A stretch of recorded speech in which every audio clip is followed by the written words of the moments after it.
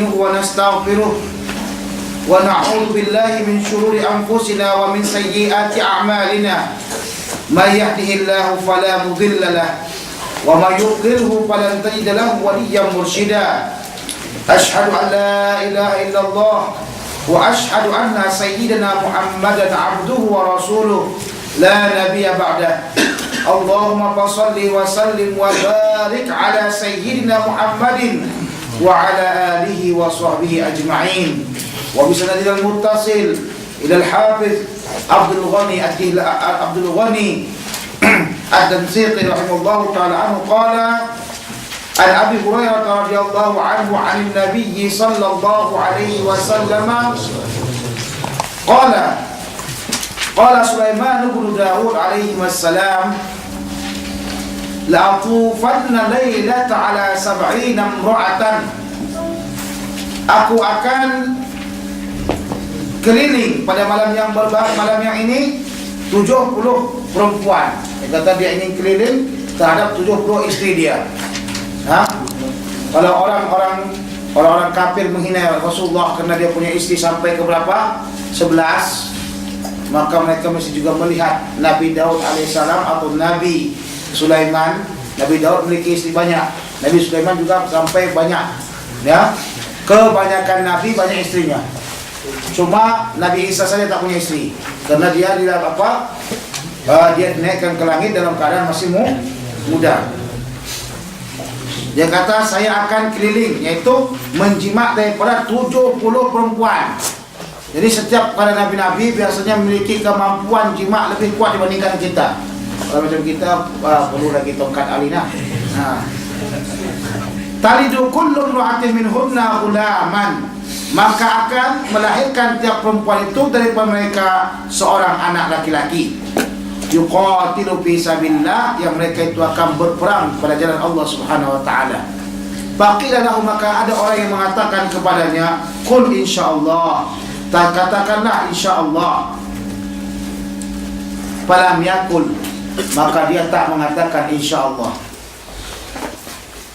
Fatafa bihinna, maka dia mengelilingi istri-istrinya, masuk mengelilingi sini ya.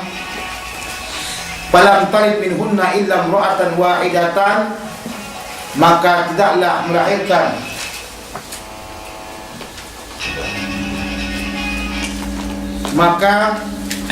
melahirkan daripada mereka kecuali seorang perempuan nisfal insan, yang dianya itu adalah setengah manusia.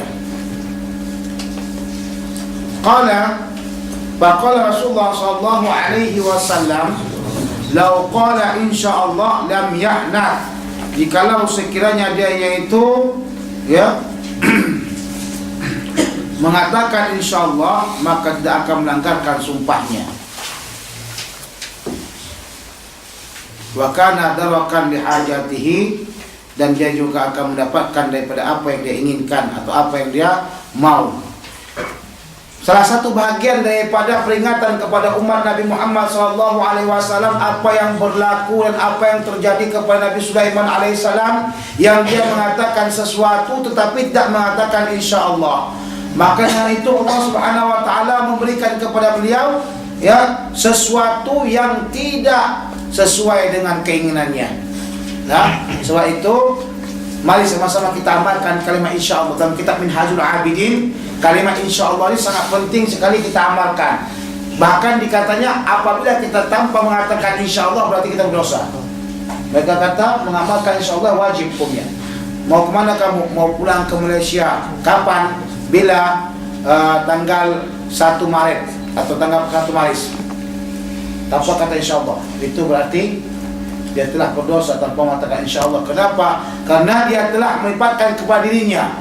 Dia yang tahu, dia yang mengetahui daripada segala gerak-gerik kaki dia, tanpa diidafahkan kepada Allah SWT. Demikian juga Rasulullah SAW pernah ditanyakan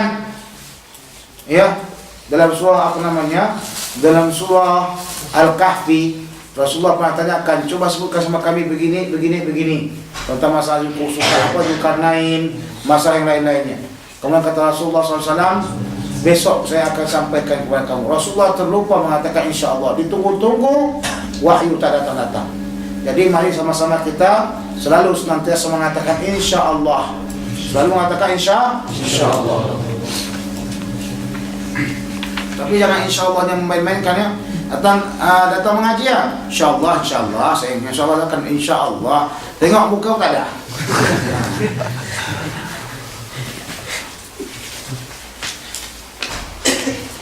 An Abdullah bin Mas'ud radhiyallahu anhu qala Rasulullah sallallahu alaihi wasallam man halafa ala yamini sabrin yaqtati'u biha ma limri'in muslimin bahwa fiha fajirun laqi Allah wa huwa alaihi ghadban.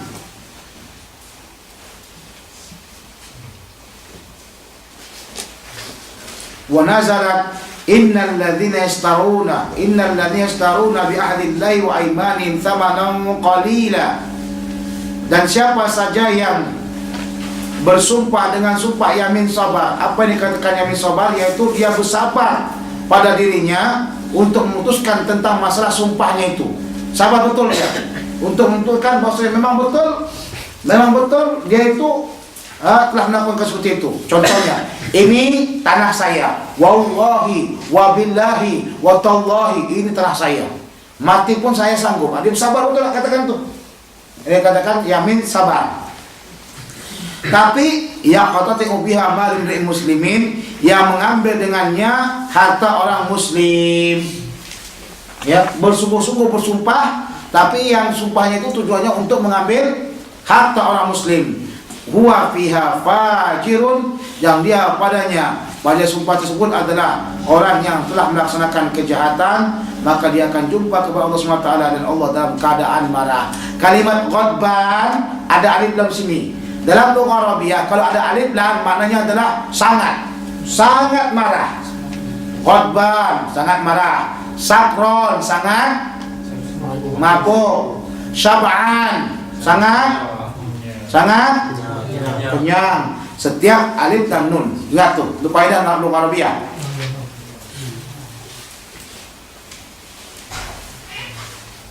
Kemudian turunkan ayat, sesungguhnya orang-orang yang memberikan janjinya kepada Allah SWT dan sumpah-sumpah mereka dengan harga murah. Suka bersumpah, wallahi, wabillahi, watallahi, sikit-sikit, wallahi, wabillahi, watallahi. Orang Mesir begitulah. Cuma kata wan nabi, tak mau dia, takut dia wan nabi. Entah apa kalau wan nabi, takut dia. An As'ad ibn Qais radhiyallahu anhu qala kana baini wa baina rajulin khusumatun fi bi'rin.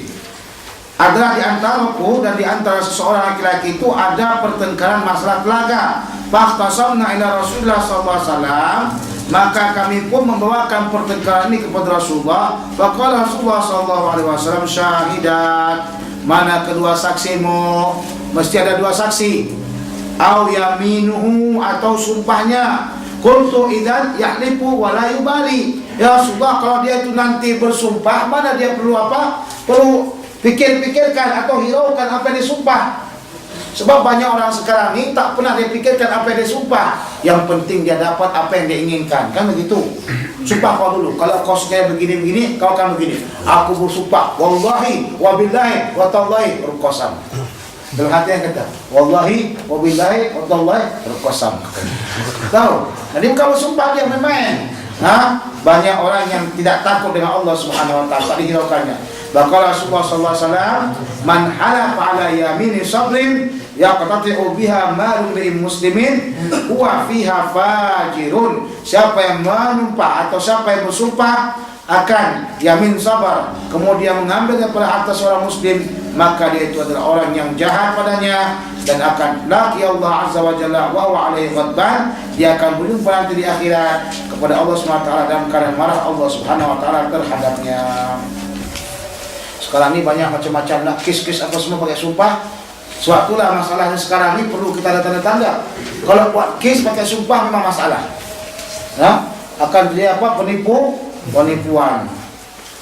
Kita sumpah pun dengan Quran, bersumpah pun dengan Quran. Kadang-kadang orang tu tak takut, nipu tu tak nipu juga.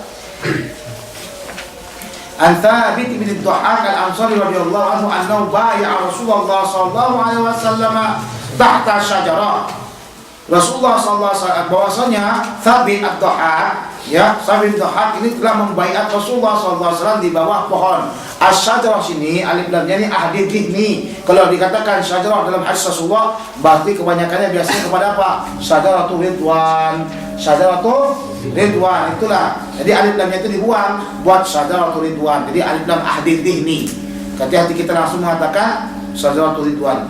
Wa anna Rasulullah sallallahu alaihi wasallam qala man halafa ala yamin bi millati ghairi Islam, siapa yang bersumpah atas agama selain agama Islam, kadiban muta'ammidan, yang berdusta dan sengaja dia, bahwa kama qala, maka dia sama seperti apa yang dia katakan.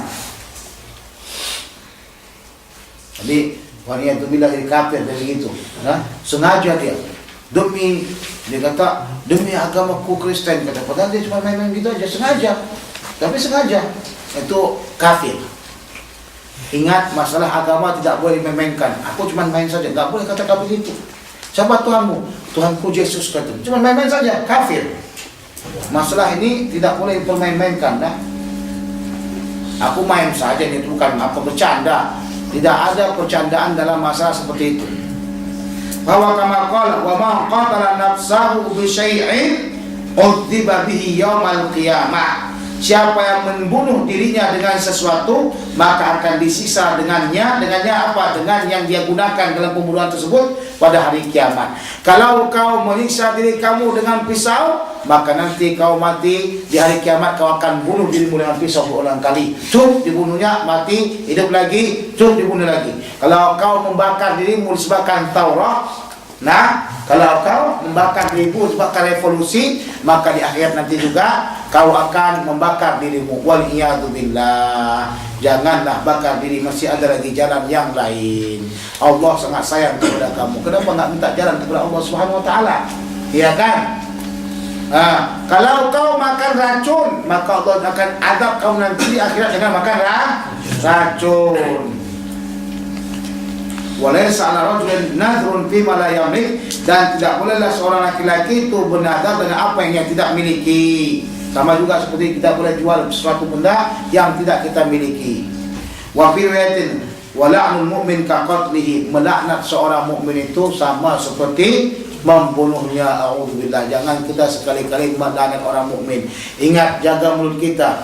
Jaga mulut kita. Nah, contoh Hajjaj At-Thaqafi, sebagaimana kata Imam Ghazali, Hajjaj At-Thaqafi itu orang yang paling fasik itu kan. Tapi kalau kamu sering memaki dan melaknatnya, dia tidak ada hubungan dengan kamu. Apakah kamu disiksanya, atau kamu termasuk orang-orang yang dia zalimi? Tidak. Jadi kenapa kamu laknat dia? Yang berhak melaknat adalah orang-orang yang menzalimi dia. Nanti dia akan meminta menuntut Allah SWT dan mengambil daripada apamu, mengambil daripada pahala-pahalamu. Kalau itulah lebih bagus kita diam. Kecuali kalau orang-orang yang memang sudah Allah SWT laknat, seperti syaitan. Itu perlu. Setiap pagi kamu bilang syaitan la'in, syaitan la'in. Itu tak ada masalah. Nah, apa pasti nak laknat? Iya, syaitan la'in, kurang ajar katanya. Kalau Fir'aun juga yang dah terlalu laknat, itu masalah tak masalah. Ini umat Islam, jangan sekali-kali kita pergunakan lidah ini untuk melaknat orang Islam. Jangan sekali-kali kita melaknat pemimpin-pemimpin kita. Dah, ini kesalahan kita, ini enggak memahami akidah. Jangan kita sekali-kali melaknat pemimpin-pemimpin kita. Tapi hendaklah kau doakan dia supaya Allah tarik tangannya, supaya Allah beri hidayah pada dia. Kan lebih bagus. Tahu tak? Ini kau hancurkan, matikan, bunuhkan. Bagus kau katakan, ya Allah berikan hidayah kepada dia supaya jalan dengan baik. Dari zaman dahulu sampai sekarang kan memang kebanyakan pemimpin semua zalim. Kalau tak zalim, jadilah mereka itu khulafaur rasyidin. Kalau tak jadi khulafaur rasyidin, apa? Umar bin Abdul Aziz. Hanya berapa saja khalifah yang baik. Sudah. Jadi kita minta doa kepada mereka agar mereka itu, ya, agar mereka itu dalam keadaan diberi Allah hidayah. Nah, diberi Allah hidayah, itu lebih bagus. Sebab apa kata para ulama-ulama sufi? Ini ulama-ulama sufi, tengok, belajar dari mereka. Ulama-ulama sufi kata, andai kata kau berdoa untuk melaknat dia mati, maka datang lagi orang yang paling jahat daripada dia, kau doa lagi, susah pula lagi kan? Betul tak? Tapi kalau kau berdoa kepada Allah, doa kau makbul, Allah perbaiki dia, Allah baguskan dia, maka kebaikan dia itu adalah kebaikan umat. Kebaikan pemimpin adalah kebaikan umat. Keburukan pemimpin adalah keburukan umat. Sebab itulah selalu kita doa-doakan, ya Allah berikanlah hidayah kepada dia, ya Allah Tuhanku jangan sempat dia menzalimi umat-umatnya dan masyarakat-masyarakatnya. Itu selalu kita doakan. Itu adalah tuntutan ulama-ulama sufi agar senantiasa umat Islam tidak saling membunuh, umat Islam tidak saling saling cerca-mencerca. Rasul kata, lastul la'anan, saya bukanlah orang yang suka melaknat, orang yang suka menghujat. Jadi kita amalkan bagaimana saksiah Rasulullah yang memang bukan suka menghina dan menghujat, tapi suka mendoa. Tengok bagaimana orang kafir yang menyiksa Rasulullah, melempar Rasulullah. Allah mahdihim fa innahum la ya'lamun. Ini orang kafir.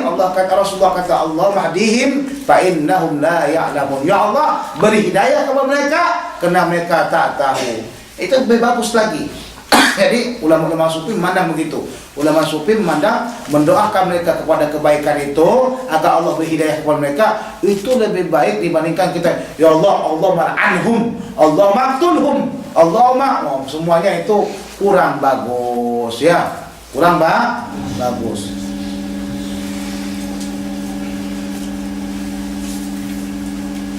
Tapi kalau kita zalim begitu, macam mana kita nak amar nahi munkar, itu wajib.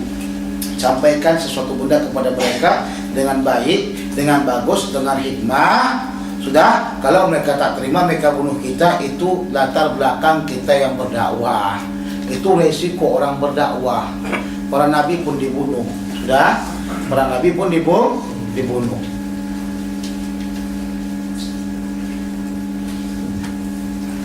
Mungkin ke depan lagi supaya apa dah? Mungkin ke depan lagi. Apa-apa. Mungkin boleh lagi ke sini.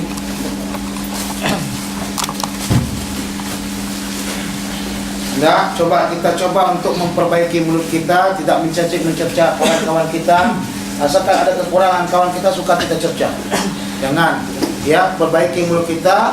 Usahakan mulut kita ini selalu digunakan untuk zikir. Apa gunanya kita selalu berzikir? Apa gunanya kita selalu berzikir, tetapi selalu kita juga menggunakannya dengan mencerca orang.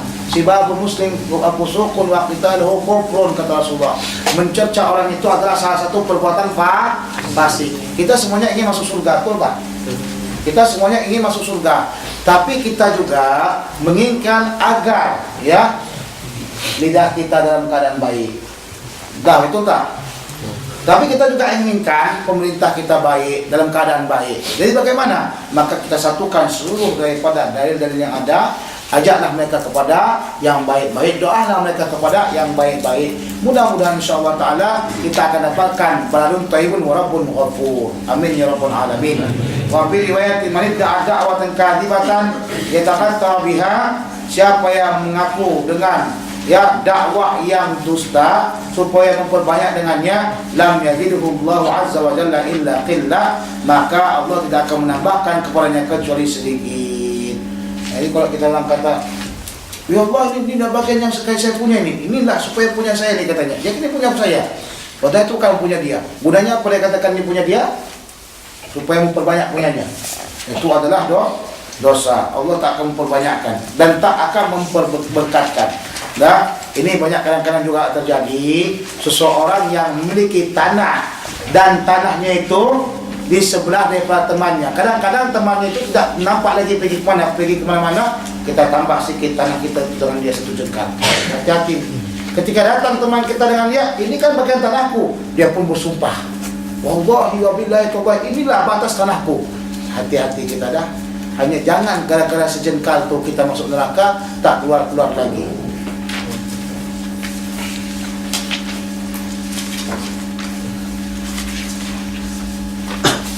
Babun nadri, bab yang menceritakan tentang nadar. An Umar bin Khattab radhiyallahu anhu qala, qultu ya Rasulullah, inni kuntu nadartu fil jahiliyati an a'takifa lailatan.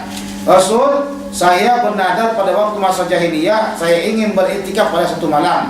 Wa fi riwayatin yauman, pada satu hari. Wa fil Masjidil Haram, dan di Masjidil Haram. Qala fa'aufi binadrik, daklah kau laksanakan nadarmu.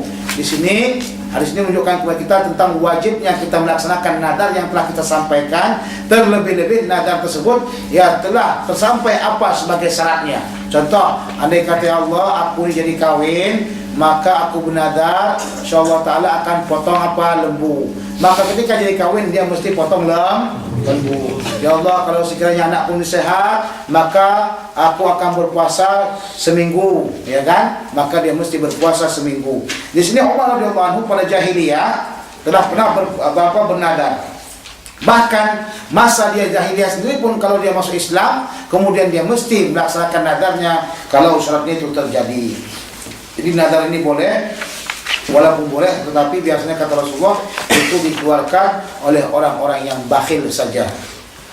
An Abdullah bin Umar radhiyallahu anhuma, an Nabi sallallahu alaihi wasallam annahu na'a 'anil nadri. Rasulullah sallallahu alaihi wasallam melarang daripada nadar. Wa qala inna nadra la ya'ti bi khairin, sesungguhnya nadar itu tidak datang dengan kebaikan. Wa inna ma yustakhraju bihi minal bakhil, kan tapi nadar itu dikeluarkan oleh orang-orang yang bakhil, orang yang kedekut. Nah, dari sini mazhab Malikiyah mengambil zahir daripada hadis ini, tapi kita Syafi'iyah tidak menjadikan ini sebagai dalil hadis tentang masalah ya keharaman atau kemakruh apa ketidakbolehan daripada nadar. Bahkan kita kata masalah nadar ini boleh saja, ya boleh saja. Yang kalau kita katakan makruh, makruhnya itu pun makruh tanzih. Kalau sampai kepada makruhnya itu adalah makruh tanzih. Kalaupun sekiranya hal yang baik-baik semuanya itu, ya kita katakan sebagai ulama kebanyakan mengatakan boleh, tidak masalah.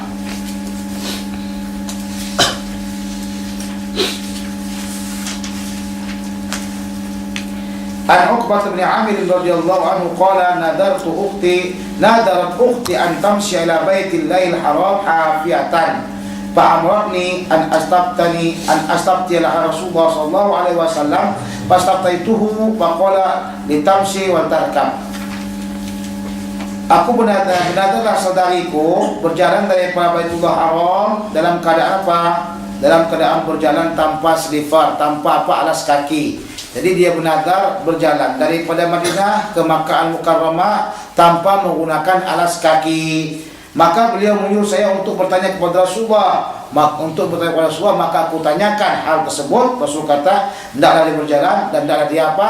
Naik tunggangan. Jadi salah satu bagian yang paling perlu kita pahami, nadar. Hal nadar tersebut benda yang haram tidak boleh kita laksanakan. Ya, aku kalau sekarang sampai ke London, aku menadar insyaallah taala sampai ke sana aku cium awek-awek sana katanya. Tak boleh karena hal itu adalah haram.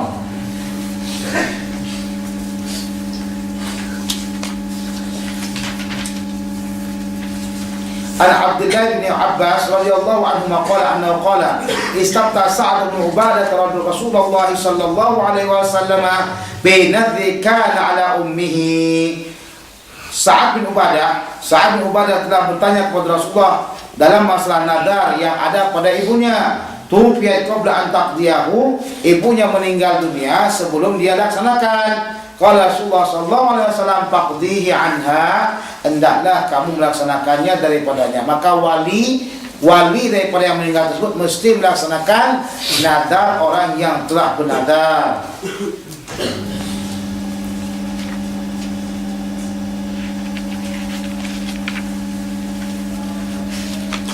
An Ka'b bin Malik radhiyallahu anhu qala qultu ya Rasulullah inna min taubati an akhli'a min mali sadaqatan ila Allah wa ila rasulih.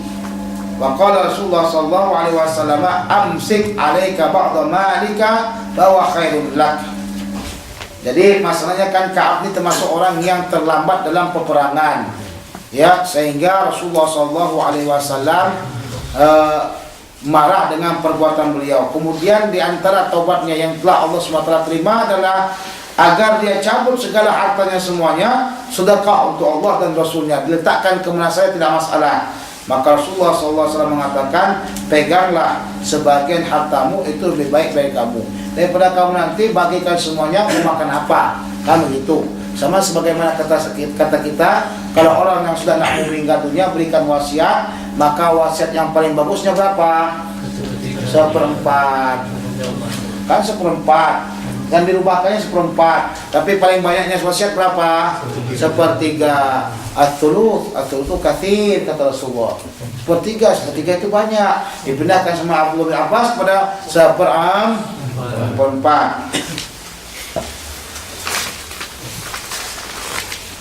Babul qada, bab yang menceritakan tentang masalah qada kalau kamu jadi lawyer. Lawyer tahu lawyer? Qadi qudat lawyer. Lawyer tu kira-kira itu kira apa habs ingat. Kalau macam kita ni macam kira waras saja, becek sikit dia. Tak tahu salah baca tak apalah. Dan sebut je. An Aisyah radhiyallahu anha qalat qala Rasulullah sallallahu alaihi wasallam man ahdatha fi amrina hadza ma laysa minhu fahuwa raddun. Hadis ini adalah hadis yang paling famous sekali di antara para orang-orang yang mendirikan dirinya sebagai orang Salafi atau Wahabi. Wa fi lafdhin man amila amalan laysa alaihi amruna fahuwa raddun. Tapi benarkah mereka melaksanakan dalil seperti ini? Tengok dahulu. Benarkah? Tengok. Man ahdatha, siapa yang telah memperbuat fi amrina, pada perkara-perkara kami, berarti masuklah perkaranya itu adalah ibadah dan segala seluk-beluk kehidupan. Nah, ma laysa minhu, yang dianya bukan sebahagian daripadanya. Sebab min itu apa? Mesti li tab'id, tak boleh kepada yang lain-lain. Mesti li tab'id, sebahagian daripadanya. Nya Al-Quran, nya hadis Rasulullah sallallahu alaihi wasallam.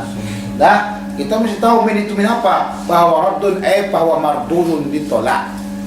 Jadi mesti kita katakan minhu itu min li tab'id, maksudnya adalah ya, setiap perkara-perkara yang dianya itu ada dalilnya sebahagian daripada Al-Quran dengan dalil apa? Dengan dalil am atau dengan dalil khas, maka itu adalah bukan bid'ah. Bagi segala perkara yang dilaksanakan tanpa ada dalil umum atau dalil khas dari Al-Quran dan Sunnah, itu yang dikatakan dengan bid'ah. Sekali lagi, setiap perbuatan yang tidak memiliki dalil umum atau sebagian daripada dalil am dan khas, maka itu adalah perbuatan bid'ah. Tapi perbuatan yang dia memiliki dalil sama ada umum atau khusus, ada sangkut paut dengan hadis, ya, bukan sebagian daripada hadis, sebagian daripada Al-Quran, mesti dia am dan khas, maka itu tidak dikatakan bid'ah dolalah. Kalau begitu, kita ketahui ada bid'ah yang dolalah, ada bid'ah yang tak dolalah. Ada bid'ah yang dolalah, ada bid'ah yang tak dolalah. Bid'ah dolalah adalah bid'ah yang tidak sesuai dengan dalil am dan dalil khas. Dari mana kita tahu mesti ada dalil am dan dalil khas? Tengoklah di sini.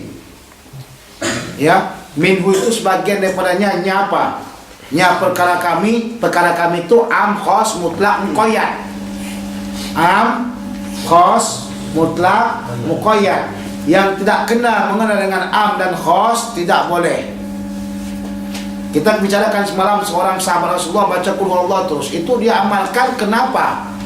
Karena ada dalil am. Karena ada dalil apa? Am. Kita juga mengamalkan kebaikan-kebaikan seperti maulid. Kenapa? Karena ada dalil am. Mana? Wa'malul khairat. Hendaklah kamu buatkan kebaikan. Ada lagi benda-benda yang lain. Sebab itulah kita katakan minhu ini litab'id, dan maknanya berarti apa? Menunjukkan bahwasanya di sana ada bid'ah dolalah dan di sana ada bid'ah hasanah. Mana kita lihatnya? Kullu bid'atin dolalah. Kullu bid'atin dolalah. Kullu ini yufidul umum, merupakan umum. Tapi kalau kullu masuk kepada muannasah, maka tidak menyampaikan kepada umum. Kullu masuk kepada muannasah tidak menunjukkan umum. Nah, kullu yang masuk kepada muannasah tidak menunjukkan umum. Dari mana dalilnya Ustaz cakap begitu? Okey, saya kasih tahu sama antum. ya'khudhu kulla safinatin wasbah. Apa artinya? Mengambil tiap-tiap daripada perahu secara rampasan. Ya'khudhu kulla, kalau kulla itu umum. Nah, safinatin di sini seluruh ulama menafsirkan safinatin salihatin. Paham? Tengok mana tafsir. Ya'khudhu kulla safinatin salihatin. Dah, berarti dia khusus. Andaikan umum dia katakan ya'khudhu kulla safinatin salihatin wa ghairu salihah. Kan begitu.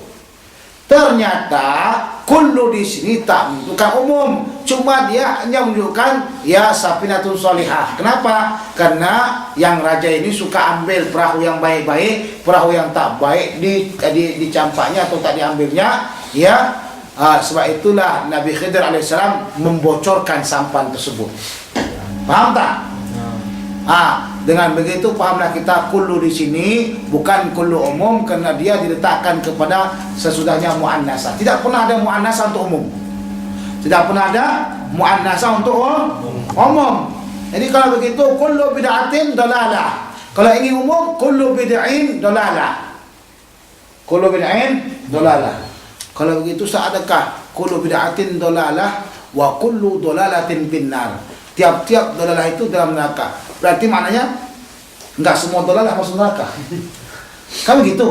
Saya kan kata tadi kullu kena muannasah, berarti enggak semuanya kan? Tidak setiap dalalah masuk neraka. Tidak setiap dalalah masuk neraka. Betul tak? Saya ingin tanya mantum. Sebutkan sama saya mana dalalah yang tak masuk neraka.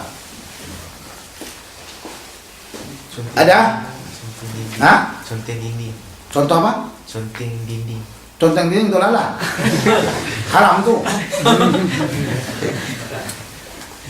Ada lagi yang lain? Jangan takut-takut. Yang amanat yang dia syahadah depan tu betul tapi dalam hati tak. Yang kita orang Quraisy nak panjang dia kalau dia tak sebut asyhadu alla. Itu kemana larinya nggak tahu saya. Sekarang saya ingin tanyakan, adakah dolalah kesesatan? Dolalah kesesatan. Adakah kesesatan yang dianya itu ya tidak masuk neraka? Ada. Jangan sama kita dah. Ada. Tengok orang Wahabi pun juga mengatakan juga masuk neraka, nggak masuk neraka. Apa itu? Ada orang tinggal di Gunung Kinabalu. Orang tersebut tidak pernah pun datang sama dia TV3, TV Al-Hijrah, tak sampai semuanya dia buku, tak sampai semuanya tak apa-apa. Betul tak? Tak sampai sama dia apa-apa. Walaupun orang Azhar pun belum pernah tengok dia. Tapi dia duduk semua dia sajalah. Dia saja. Pada abad keberapa? Milenium yang kedua. Yang ketiga sekarang kedua. Milenium kedua kita sekarang kan? Kedua ketiga. Jadi pada tahun 2000 sekian masih lagi ada orang yang enggak jumpa televisi di ujung puncak Gunung Kinabalu. Apa kerja dia? Nyembah tak apa-apa, berzina, minum khamar. Ini sesat tak nih? Sesat tak? Sesat. Nanti mereka masuk neraka tak? Kenapa tak? Tak sampai kepadanya tak sampai kepadanya dakwah. Jadi kullu bid'atin dolalah, kullu dolalatin, tidak setiap dolalah masuk neraka. Contoh lagi, ada anak kecil umurnya berapa tahun? Umurnya 5 tahun. Terus umurnya 5 tahun dia rajin gila beribadah. Sembah, pekong sembah, tak apa sembah. Umur 5 tahun, meninggal dia, masuk neraka. Kenapa tak masuk neraka? Tapi dia buatkan dolalah, belum balik lagi, dan seterusnya. Jadi kalau kullu dolatin finnar katanya, ada dolalah yang tidak masuk neraka, pacik bilang. Ada dolalah yang tidak masuk neraka. Jadi tak masuk ya kullu semuanya. Tak boleh kita katakan begitu. Nah, paham tak tu? Banyak lagi contoh-contoh yang lain, tapi saya akan padakan itu ya. Karena hadis ini adalah hadis yang paling Pak Wahabi suka baca. Semua Wahabi, semua tanpa kecuali hafal hadis ini. Sebodoh-bodoh Wahabi pun hafal hadis ini. Sebab dia katanya, kau ingin jadi salafi kan, apa hadis ini? Tengok orang kau buat maulid, kata hadis tidak. Kalau buat ini, wajah hadis ini. Begitu. Semua hafal, alhamdulillah. Tapi tak faham maknanya. An Aisyah radhiyallahu anha qalat, dakhala Hindu bintu Utbah imra'atu Abi Sufyan. Dakhala Hindu bintu Utbah imra'atu Abi Sufyan. Masuklah Hindu bintu Utbah, perempuan daripada Abi Sufyan, ala Rasulullah sallallahu alaihi wasallam, kepada Rasulullah. Faqalat, maka dia kata, ya Rasulullah, inna Abu Sufyan rajulun syahihun. Sini lagi saya terangkan sama antum, bolehnya kita membukakan aib seseorang apabila diperlukan ketika waktu kita di mahkamah. Ketika waktu kita di mahkamah, memberikan daripada berbagai macam apa, dalil dan komentar. Dia kata, inna Abu Sufyan, ini suaminya nih, rajulun syahihun, seorang laki-laki yang kedekut, bakhil, kikir katanya. La yu'tini minan nafaqati ma yakfini wa yakfi baniya. Dia tak pernah berikan kepadaku nafkah apa yang ma yakfini, yang cukup daripadanya dan mencukupi daripada belanja anakku. Nah, ini kamu sebagai qadi mesti tengok juga. Tanya sama dia, emangnya kalau kamu belanja satu hari berapa? Minta maaf lah qadi, kalau macam saya ni dikasih sama Sofyan atau sama suamiku ni, paling satu hari cuma RM1,000 saja. RM1,000. Iya. Terus tu dikasih sama anakku juga RM1,000. Terus tu kamu punya belanja berapa? Aku punya keperluan satu harinya tu, katanya sekitar RM10,000. Amboi banyaknya. Jadi kita mesti tanya betul-betul, selidiki, jangan langsung putus saja. Oh iya, kikir kak, ambil sajalah tu. Tak, Rasulullah putuskan setelah dia teliti dahulu. Tak, diputuskan setelah diteliti dengan adanya dalil. Jadi kalau sekali memang kekurangan, ambil sajalah. Tak sebenarnya begitu. Pertanyaan dulu, berapa keperluannya setiap hari? RM10,000. Bukan dia lagi ni, ni pergi ke mana shopping ni? Ini RM10,000 satu hari, bukan shopping di Malaysia saja, Kuala Lumpur, pergi ke London, pergi ke London. London tu bahasa kampung kami, London bahasa antum.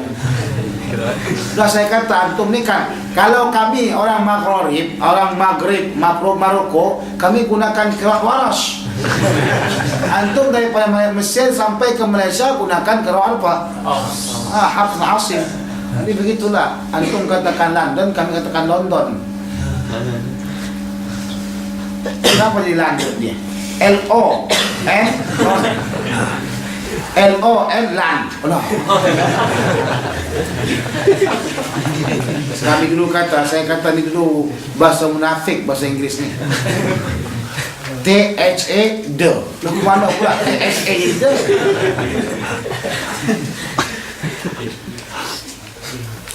Illa ma akhadtu min malihi bighairi ilmihi, kecuali apa yang kuambilkan daripada hartanya tanpa sepengetahuannya. Ingat, perempuan yang mencuri harta suaminya itu tidak dipotong tangan dah. Perempuan yang mencuri harta suami tak dipotong tangan. Kena satu rumah. Udah. Demikian juga anak. Demikian juga orang yang tinggal di syirkah, diambil. Udah. Sebab syarat-syarat daripada potong tangan itu ada. Bukan sembarang nak potong tangan. Barangnya tertutup, barangnya tersimpan, terjaga, kemudian ada yang lain. Ini kalau barangnya memang letak saja gitu, kemudian ada orang mencuri, kan dia potong tangan. Dulu makanya kalau ditanya dulu, emangnya uang kau segitu banyak tu letak di mana? Iya, aku letak aja di depan pintu tu. Ya memang hilang lah. Tahu letak depan pintu. Apalagi dah pencuri Mesir buat banyak-banyak menggentayangan. Pencuri Mesir sekarang ini gentayangan. Kalaupun letak ke mana-mana sembarangan. Ini kalau kan Rasulullah tahu si perempuannya Abi Sufyan ini ambil duit Abu Sufyan tanpa pengetahuan. Namanya mencuri namanya ni. Hukumnya mencuri kan? Tapi nggak cukup katanya. Itu makanya kalau perempuan atau istri kita mencuri, tak dipotong tangannya. Sebab itu kau jaga-jaga duit itu betul-betul. Jadi kata Syekh Muhammad Ibn apa, mengambilkan daripada kata-kata ulama dahulu, Syekh Muhammad Sa'ad Badron, tidak diketahui dengan jelas tahun berapa lahir dia, sampai dikorek-korek pun tak tahu tahun berapa lahirnya. Dia kata 3 perkara yang tak perlu dikasih tahu sama orang lain. Yang pertama, umur. Jangan kasih tahu sama orang lain. Kenapa? Ada hadis musalsalnya itu, sampai pernah dengar hadis musalsal daripada saya tentang masalah umur. Kam sinuka, berapa umurmu? Saya kata aqbil ala sya'nika. Saya tanyakan itu sama Syekh Muhammad Awamah, kam umruka ya Syekh? Dia kata aqbil ala sya'nika. Bukan daripada muru'ah orang, ya, dia khabarkan tentang umurnya. Kalau disampaikannya umurnya itu, dia kata ini orang. Kalau dikatakannya umurnya itu dengan mudah, dia kata ini orang masih muda lagi, aku lebih tua daripada lagi, makan kencur. Maka apa? Makan garam. Kalau kita kata umur kita tua, dia kata pula ini orang dah buk tanah dah pula.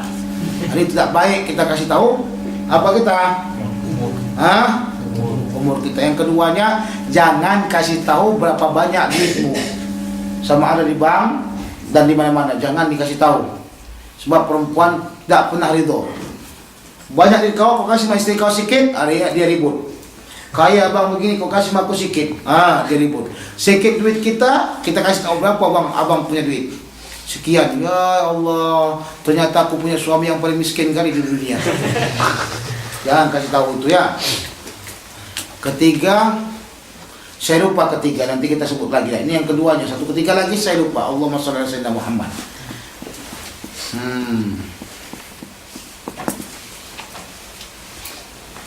Qala fahal, kata Rasulullah, fahal alayya bidzalika min junahin, adakah sama saya, kata saya apa istrinya Abi Sufyan, adakah Hindun ya, namanya Hindun yang telah membelah perut daripada Abu Hamzah, yang dia ambil hati yang munyak-munyakan, itulah dia. Fa'al alayya bidzalika min junahin, adakah atas saya pada demikian itu dosa? Qala Rasulullah sallallahu alaihi wasallam, khudhi min malihi bil ma'ruf ma yakfiki wa yakfi baniki. Ambillah daripada hartamu Muawiyah itu dengan ma'ruf. Ambil daripada hartanya Abu Sufyan itu dengan ma'ruf, maksudnya dengan ya setakat keperluanmu. Apa yang perlu kamu daripada kamu untuk mencukupi kamu dan mencukupi anak kamu. Ini katanya kalau begitu bil ma'ruf. Dia ambilnya daripada poket duit suami dia 10.000 ringgit. Tanya, kenapa kau ambil gini? Tidak, ini namanya 10.000 ringgit bil ma'ruf katanya. Dan kemudian istrinya suaminya dimarah-marah. Kenapa? Karena yang diambil itu kan sedikit, 10.000 ringgit. Boleh beli sepeda, kereta kan, kereta kancil pun. An Ummi Salamah radhiyallahu anha anna Rasulullah sallallahu alaihi wasallam sami'a jalabata khasmin bi babi hujratihi. Rasulullah SAW mendengar daripada suara pergaduhan atau suara perselisihan di dekat dengan pintu daripada kamarnya. Fa kharaja ilaihi, maka Rasulullah keluar kepadanya, faqala ala inna ma ana basharun. Tengok ini yang menyatakan ini adalah Rasulullah. Tak boleh kita katakan Rasulullah itu bashar gitu aja. Ala inna ma'ana basharun. Saya ini hanya sekedar seorang manusia. Wa inna ma ya'tinil khasmu. Sesungguhnya akan datang kepada saya orang yang berselisihan, musuh dia. Wala'alla ba'dukum ayyakuna ablagha min ba'din. Mungkin saja sebagian orang itu lebih fasih, ya, lebih fasih menyampaikan dalil-dalilnya daripada yang lain. Ini orang kalau dia mau cakap, mengungkapkan berbagai macam dalil yang punya dia itu hebat. Yang lain itu tak pandai bagaimana mengungkapkan. Jadi yang dimenangkan tentu orang yang pandai tersebut, karena dia mampu mengungkapkan. Begitu maksud Rasulullah. Fa'asibu adnahu shadiqun, maka aku kira dia itu benar. Fa'aqdilahu, maka aku memutuskan baginya haknya tersebut.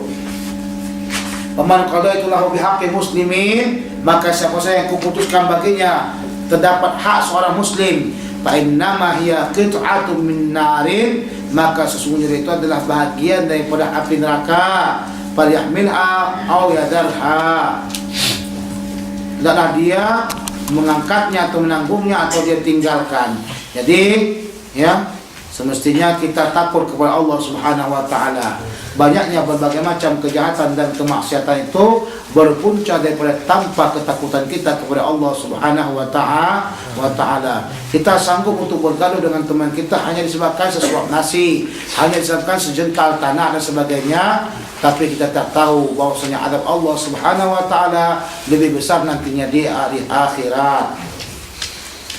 An Abdurrahman bin Abi Bakr radhiyallahu taala anhu maqala kataba abi au katabtu lahu, menulis ayahku atau kutuliskan baginya, ila bnihi Abdullah bin Abi Bakr, kepada Abdullah bin Abi Bakr, wa huwa qadin bin Sijistan, dia itu adalah seorang qadi. Jadi asal qadin, tanwinnya itu tanwin iwad anil harfi qadiyun, wa huwa qadiyun wa huwa qadin, dibuatkan tanwin iwad anil harfi bin Sijistan. Di Sijistan ini Khurasan ya. Sijistan dekat dengan Khurasan. Alla tahkuma bainat naini wa anta ghadban, janganlah kamu menghukumkan di antara dua orang itu kamu dalam keadaan marah. Jangan sekali-kali kamu menghukumkan di antara dua orang kamu dalam keadaan marah, sebab kemarahan yang kau keluarkan itu akan menjadikan hukum kamu itu tidak baik dan tidak tepat pada sasarannya.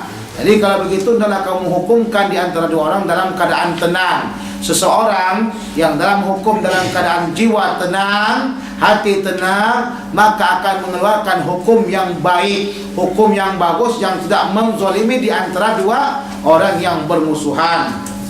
Fa inni sami'tu Rasulullah sallallahu alaihi wasallam yaqul la yahkum ahadun min bainat naini wa huwa ghadban, janganlah seorang kamu menghukum di antara dua orang itu dalam keadaan marah. Wa fi riwayatin la yaqdiyanna hakim bainat naini wa huwa ghadban, janganlah menghukum seorang hakim itu di antara dua orang yang bermusuhan dalam keadaan marah. Jadi Rasulullah SAW melarang bagi kita yang sebagai sebagai hakim dan sebagainya untuk menghukum dalam keadaan marah. Maka relax, tenanglah kamu. Maka kata kita let lu. Kalau dalam keadaan marah, let. Ambil sini dulu katanya. Ambil kopi sini. Jadi tenang baru putuskan hukumnya.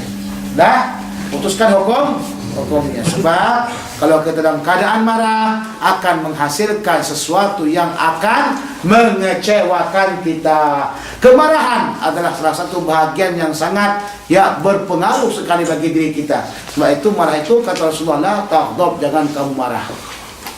Kalau kita marah sama istri kita, mungkin dapat mencerai istri kita. Kalau kita marah sama istri kita, mungkin juga dapat menghancurkan menghancurkan kedudukan kita sendiri, menghancurkan nama baik kita sendiri. Jadi orang yang dapat memantau dan orang yang dapat memegang dan mengendalikan kemarahannya adalah orang yang paling kuat dan paling bagus sekali. Usahakan kau dapat pantau dan pegang kemarahan kamu. An Abi Bakr radhiyallahu anhu qala Rasulullah sallallahu alaihi wasallam, ala unabbiukum bi akbaril kabair. Ala litanbih.